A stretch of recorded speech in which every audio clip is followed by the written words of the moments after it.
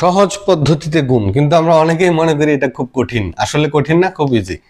দেখো কিভাবে করতে হবে। এই যে 999 আছে, 999 যদি আমি এইভাবে লিখি, অসুবিধা আছে কোনো? আমি লিখলাম 1000 বিয়োগ 1, এটা সমান 999 কিনা? যদি হয় তাহলে এটা এভাবে লিখতে পারি। এবার যদি গুণ করি 45 দিয়া, দেখো মানে এই 999-কে আমি এরকম বানায় নিয়েছি না, এখন সহজ হবে আর কি আমার গুণটা। এটাই সহজ পদ্ধতিতে গুণ। এখন আমি এই 1000-এর সাথে গুণ করব হইল 45, তারপরে যে বিয়োগ চিহ্নটা আছে এটা দিব, এবার 45-এর সাথে 1 গুণ করব। হ্যাঁ, এই যে 45 গুণ 1।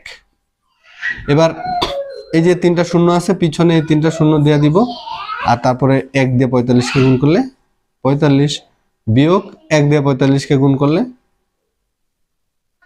এবার এই বিয়োগফল কত কমেন্টে জানাও, আর সিস্টেমটা কি কঠিন মনে হয়েছে কিনা সেটাও জানাতে পারো। Thank you.